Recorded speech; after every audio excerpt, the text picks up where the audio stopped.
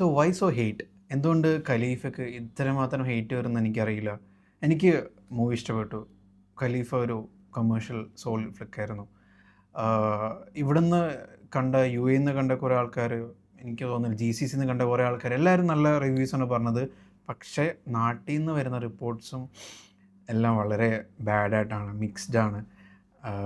കുറേ ട്രോളും കാര്യങ്ങളൊക്കെ പൃഥ്വിരാജിനും മോഹൻലാലിനും. ബട്ട് ലാലേട്ടൻ്റെ ഒക്കെ ക്യാമിയോ അടിപൊളിയായിരുന്നു. One of the best cameos ആയിരുന്നു. സോ മൂവിയിൽ നമ്മൾ കുറേ കണ്ടിട്ടുള്ള കുറേ സിമിലർ കാര്യങ്ങളുണ്ടായിരുന്നു. കുറേ ടെംപ്ലേറ്റ്സ്, പഴയ കാലം, ഒരു 2015 ഒക്കെ സമയത്തുള്ള കുറേ കാര്യങ്ങളൊക്കെ ഉണ്ടായിരുന്നു. ബട്ട് നമ്മൾ കണ്ട് വന്നിട്ടുള്ള കുറേ സീൻസും കാര്യങ്ങളൊക്കെ ഉണ്ടായിരുന്നു. സോ കമ്പയർ ടു അതർ, ഇപ്പോൾ അടുത്തിറങ്ങിയ കുറച്ച്, എന്താ പറയുക അതിന്, അത് ഞാൻ സിനിമാസ് കമ്പയർ ചെയ്യുന്നില്ല. ബട്ട് അത് വെച്ച് നോക്കുമ്പോൾ വളരെ നല്ലൊരു മൂവി ആയിട്ടാണ് എനിക്ക് തോന്നിയത്. നല്ല മേക്കിംഗ്, നല്ല സിനിമാറ്റോഗ്രാഫി. പ്രത്യേകിച്ച് പറയാനായിട്ടാണെങ്കിൽ പൃഥ്വിരാജ് സുകുമാരൻ എന്ത് ലുക്കാണ്, എജ്ജാതി ലുക്ക്. എല്ലാവരും എൻ്റെ അടുത്തിരുന്ന ടീംസൊക്കെ പറയണ്ടായിരുന്നു ചില സീൻസൊക്കെ വരുമ്പോൾ എജ്ജാതി ലുക്കാണ് മനുഷ്യൻ. അയ്യോ, ഈ ഏജിലും ആ പണ്ടത്തെ അൻവർ ഒരു ലുക്ക്, അൻവർ ആ ഒരു സ്റ്റൈൽ ഒരു രക്ഷയില്ല. സൂപ്പറാണ്. നല്ല നല്ല നല്ല ഔട്ട്ഫിറ്റ്സും നല്ല ഷർട്ട്സും കാര്യങ്ങളൊക്കെ അടിപൊളിയായിരുന്നു. അതുകൊണ്ടാണ് ഈ മാച്ചിങ് കുറച്ച് ഷർട്ട് ഇടാന്ന് വിചാരിച്ചത് റിവ്യൂവിൽ കുറച്ച് ചേഞ്ച് ആയിട്ട്. So coming back to movie, അറിയില്ല ഇത് എന്തുകൊണ്ടാണ് ഇത്രമാത്രം ഹെയ്റ്റ് വരുന്നതെന്ന്. പിന്നെ അവർ ഓൾറെഡി ഫസ്റ്റ് ഡേ 2 ഷോ കഴിഞ്ഞപ്പോൾ തന്നെ അവർ സെക്കൻഡ് പാർട്ട് അവർ അനൗൺസ്മെൻറ്റ് ചെയ്തു കഴിഞ്ഞു. അത് കുറേ പേര് വേറൊരു പൃഥ്വിരാജിൻ്റെ കുറച്ചൊരു ടാക്ടിക്സ് ആണെന്നൊക്കെ പറയുന്നുണ്ടായിരുന്നു. ബട്ട് അറിയില്ല, ഫസ്റ്റ് ഡേ തന്നെ സിനിമ ഇറങ്ങിയിട്ട് ഫസ്റ്റ് ഡേ തന്നെ അതിൻ്റെ ഒരു സെക്കൻഡ് പാർട്ട് അനൗൺസ് ചെയ്യുമെന്ന് പറഞ്ഞാൽ വളരെ റെയറായിട്ട് അങ്ങനെ വരാറുള്ളൂ. പിന്നെ അതിൽ മെയിൻ ക്യാമിയോസിൻ്റെതായാലും ഭയങ്കര ട്രോളുകളാണ്. മെയിൻലി ലാലേട്ടൻ്റെ ഭയങ്കരമായിട്ട് മറ്റേ ക്രിസ്മസ് അപ്പോൾ സാന്റാക്ലോസ് എന്നൊക്കെ പറഞ്ഞിട്ട്, എനിക്കറിയില്ല അതെന്തുകൊണ്ടാണ് പറയുന്നത്. നമുക്ക് ഒരു ഇതായിട്ടൊന്നും ബാഡായിട്ട് തോന്നിയില്ല. പക്ക സോൾട്ട് ആൻഡ് പെപ്പർ ലുക്കിലായിരുന്നു മോഹൻലാൽ ഉണ്ടായിരുന്നത്. ഒന്നും അങ്ങനെ ബോറായിട്ട് തോന്നിയില്ല. പിന്നെ അതിനകത്ത് സ്പോയിലർ ഇപ്പം എല്ലാവരും ഓൾറെഡി ഇപ്പോൾ റിലീസ് ചെയ്ത് കഴിഞ്ഞു. ടോവിനോ അതിൻ്റെ അകത്തുണ്ടെന്ന് പറയുന്നുണ്ട്. അപ്പം അത് നമ്മുടെ ആനിമലിലെ CC ആയിട്ട് ഭയങ്കരമായിട്ട് കമ്പയർ ചെയ്തിട്ടുണ്ട്. അത് എൻ്റെയിൽ ഡിഫറെൻറ്റ് സീനാണ്. ടോവിനോയുടെ എൻ്റെയിൽ ഡിഫറെൻറ്റ് സീനാണ്. അത് വെറുതെ കുറേ കമ്പാരിസൺ. എനിക്കറിയില്ല എന്തുകൊണ്ട് ഈ പടത്തിന് ഇത്ര ഹെയ്റ്റ് വരുന്നതെന്ന്. ബട്ട് എനിക്ക് ഓവറോൾ നോക്കുവാണെങ്കിൽ ഒരു എബോവ് ആവറേജ് നല്ലൊരു കമേഴ്ഷ്യൽ മൂവിയായിട്ടാണ് തോന്നിയത്. സോ പിന്നെ എടുത്ത് പറയാനുള്ളത് ജോമോൻ്റെ സിനിമാറ്റോഗ്രഫിയാണ്. അപ്പോൾ ദുബായിലെ കുറേ കാർ ഷോട്ടൊക്കെ അടിപൊളിയായിരുന്നു. കുറച്ച് കാർ ചേസിങ് സീക്വൻസൊക്കെ നമ്മുടെ ദുബായ് മംസാർ ബീച്ച് ആ സൈഡൊക്കെയാണ്, ഷാർജ അവിടേക്കാണ് അത് ഷൂട്ട് ചെയ്തിരുന്നത്, നമ്മൾ ലൊക്കേഷൻ കാര്യങ്ങളൊക്കെ. പിന്നെ മെയിൻലി ദുബായ് എന്ന് പറയുന്ന കുറേ വേർഡ്സൊക്കെ കുറേ ബീപ്പ് ചെയ്തിട്ടുണ്ടായിരുന്നു. പിന്നെ ഒരു സോങ്ങിലെ ഓൾമോസ്റ്റ് കുറേ പോർഷൻസ് സെൻസ് കട്ട് ചെയ്ത് പോയിട്ടുണ്ട്.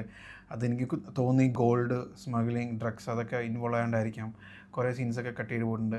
സോ 2-3 മാസമായിട്ട് നമ്മൾ എപ്പോഴും സിനിമയ്ക്ക് പോകുമ്പോൾ ഈ ഖലീഫയുടെ ട്രെയിലർ അത് നമുക്ക് ഓൾറെഡി രജിസ്റ്ററാണ്. അതിലെ ക്യാരക്ടേഴ്സും നെയിംസും കാര്യങ്ങളൊക്കെ. അപ്പോൾ ഈ നെയിംസൊക്കെ നമുക്ക് ഓൾറെഡി രജിസ്റ്ററായിരുന്നു. പിന്നെ കൊഫെ പോസ, മിസ്സിസ് ഗാന്ധി, നമ്മുടെ ഇന്ദ്രൻസിൻ്റെ ആ ഡയലോഗ് ഡെലിവറിയൊക്കെ അടിപൊളിയായിരുന്നു. അപ്പോൾ ഓൾറെഡി നമ്മൾ രജിസ്റ്ററായിരുന്നു. പിന്നെ എനിക്ക് അറിയില്ല അവരെന്തിനാണ് മാർക്കറ്റിംഗ് പെട്ടെന്ന് ഈ സെക്കൻഡ് പാർട്ടൊക്കെ അനൗൺസ് ചെയ്യുന്നത് എനിക്കറിയില്ല. അതൊരു മിക്സ്ഡ് റിവ്യൂ വന്നുകൊണ്ട് ഒരു ഫ്ലോപ്പാണെന്ന് വിചാരിച്ചുകൊണ്ടായിരിക്കാം. പിന്നെ മോഹൻലാലിൻ്റെ ഓറ ഒരു രക്ഷയില്ലാത്ത ഓറയാണ് ക്യാമിയോയിൽ വരുന്നത്. തിയേറ്ററൊക്കെ ഫുൾ തൂക്കി. ബട്ട് എനിക്കറിയില്ല എന്തിനാണ് ഇത്രയും മാത്രം ഹെയ്റ്റ് വരുന്നതെന്ന്. മാർപ്പാപ്പ, സാന്റാക്ലോസ് ആയിട്ടൊക്കെ ഒന്ന് കമ്പയർ ചെയ്യണം, അതൊന്നും അങ്ങനെ ഒന്നും ഫീൽ ചെയ്തിട്ടില്ല. അതൊക്കെ ചുമ്മാ ഹേറ്റേഴ്സ് മാത്രമാണ്. സോ ഒരു വീക്കെൻഡിലൊക്കെ ഫാമിലി ആയിട്ട് എൻജോയ് ചെയ്യാൻ പറ്റുന്ന ഒരു, പണ്ടൊക്കെ നമ്മൾ എൻ്റർടൈൻ എന്നൊക്കെ പറയുന്ന പോലെ ഒരു എൻജോയ് ചെയ്യാൻ പറ്റുന്ന, അധികം ലോജിക്കൊന്നും ചിന്തിക്കേണ്ട. ഏത് പടത്തിനും ലോജിക്ക് നമ്മളിപ്പോൾ നോക്കണ്ടേ.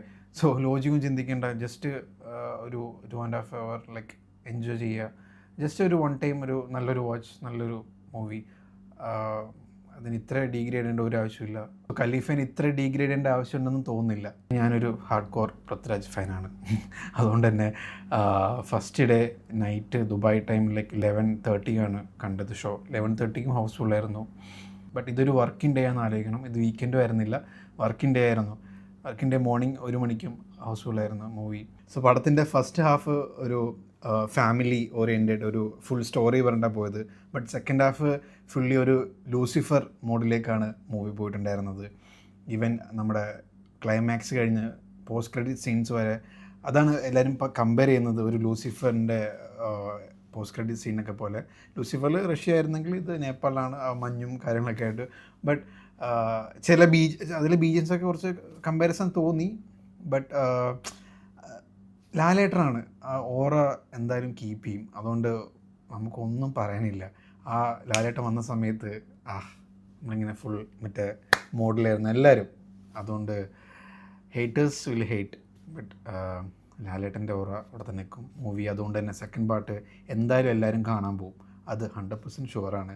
ലാലേട്ടൻ്റെ ലെഗസിയാണ്, ലാലേട്ടൻ്റെ സ്റ്റോറിയാണ് അതിൽ പറയുന്നത് സെക്കൻഡ് പാർട്ടിൽ. അപ്പോൾ എന്തായാലും മൂവി കാണാൻ പോകും. അപ്പോൾ ഇതിന് ഇത്ര ഹേറ്റ് കൊടുത്തിട്ട് ഒരു കാര്യമില്ല. Waiting for part 2, the legacy Khalifa.